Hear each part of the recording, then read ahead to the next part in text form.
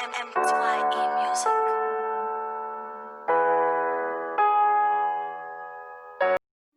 Hello, boys and girls. Welcome to the RSI Forex Education.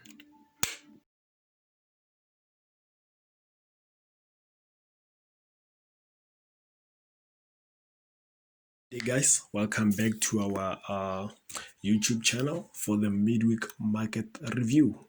So here, as you all know, every Wednesday around this time, Central African time, it's where I share with you guys the midweek market review. So you do remember on our previous video, we discussed our top 4 setups, which was EURUSD, USD-CHF, GBP-CHF, and New Zealand Japanese yen. So for this week, I've already took 2 trades. One, I was taken out because of the spread of my broker. So yeah, that's really painful. And after that, it moved into my direction, like impulsively so. But then that's not a trend smash. For such things, you just have to be psychologically fit. You just have to be mentally fit and to accept that such things do happen. So you really don't have to like, don't let it play around with your emotions whatsoever. And the other one, it's New Zealand Japanese yen. So with that one, I'll just show you guys. I'm happy with the loss. That was definitely in my plan, so I'm happy with the loss. So far I haven't took maybe any lesson from it, but then I'm happy. So I'll just dive in deep into it later when I'm alone to check if maybe there's something that I can learn from the trade. If there's nothing to learn, then I'm happy with the trade. So here guys, if you still do remember our Euro USD, we were looking to take a sell at this area. I had such a thing that we were anticipating a head and shoulders. As you can see, price shot to the downside, came back. So somewhere around here, I was looking for that selling opportunity, but then unfortunately that didn't present itself. That's why now we are looking at this area of value to give us our double top. Expecting a double top formation. So from here now, I know what is it that I'm expecting. From here, I know that I'm expecting a double top formation. Remember guys, what's more important is how price approaches these certain areas. It's how price approaches this certain areas. So that's really key. I'll just check how price gets here. That will help me to make my decision. So now let's jump into the second one. Unfortunately, the USD CHF one just became invalid, so I didn't what can I say, how can I put it, I really didn't. Okay, it became invalid and I replaced it with a setup that was close enough, which is EuroCAD. I'll just show you guys. So this is our GBP Swiss franc. As you can see, I have this horizontal ray here. This is our highest point. So this is the pair that I was talking about, that I took a sell here. I think it is somewhere there with my 30 pip stop. Yeah, somewhere there. So what happened, I took the sell around, I think it was 10 p.m. So what happened at 11 p.m. It's when you know, the spread thing and whatsoever. So what I saw, because the broker that I use, it really has small spread, so I didn't think that maybe it would extend this. I didn't think that the spread would be big enough to hit the stop.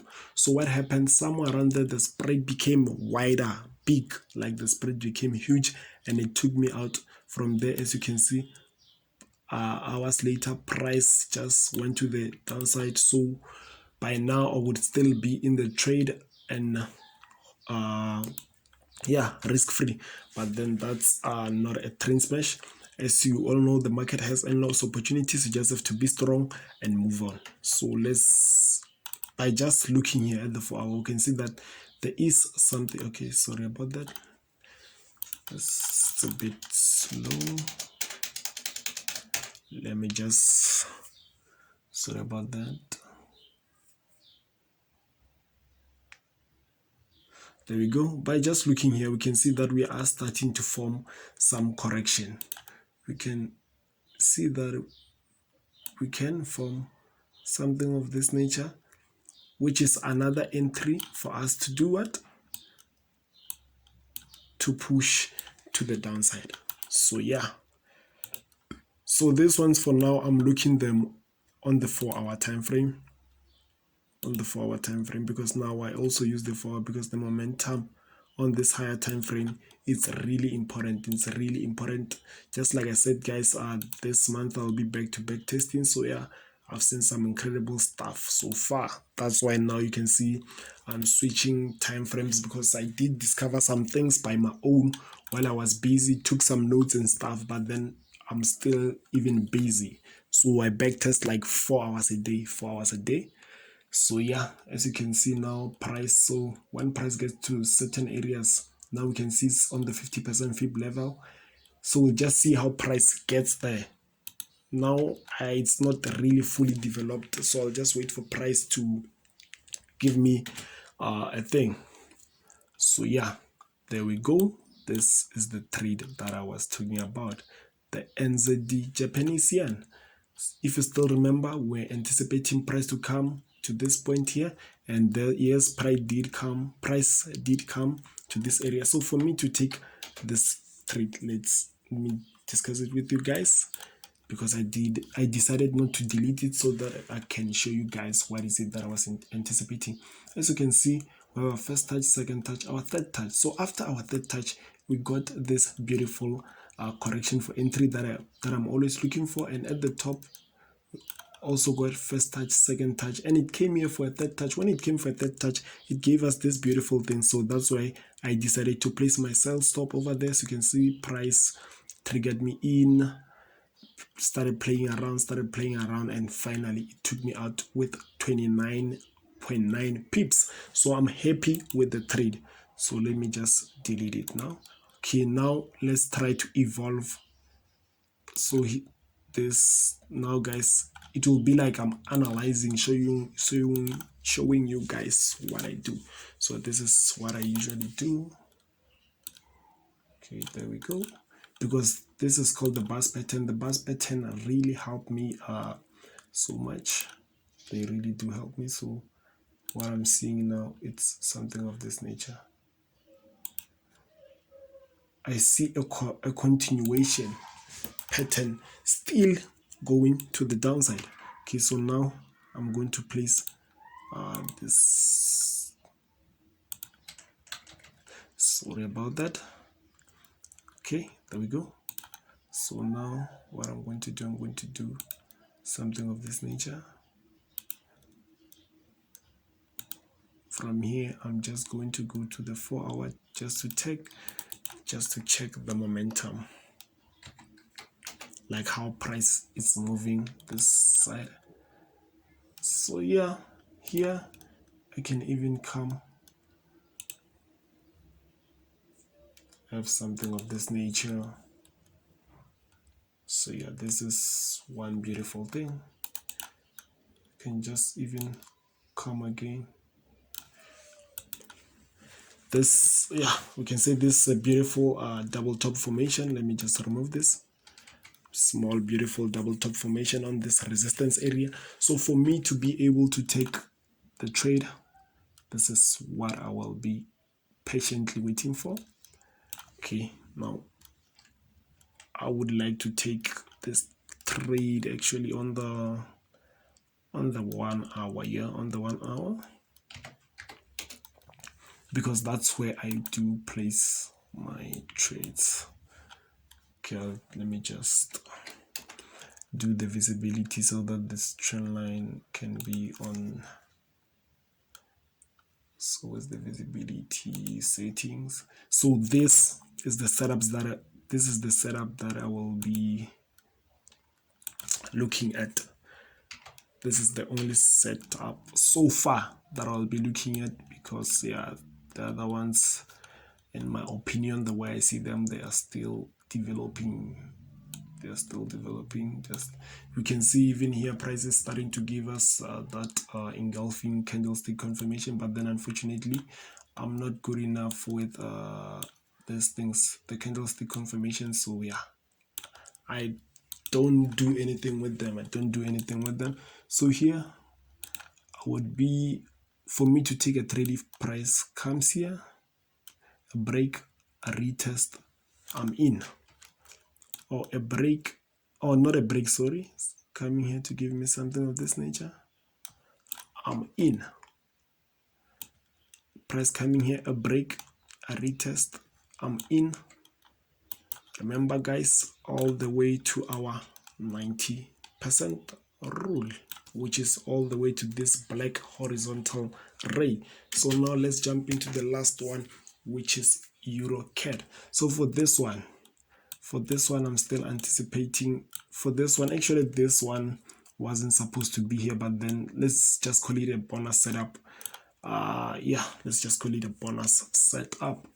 So for this one, aiming for price to come here, give me a double top formation and then go down. Why do I say so? If we can just go to our 4-hour time frame and check the momentum, this is on some strong bullish trend.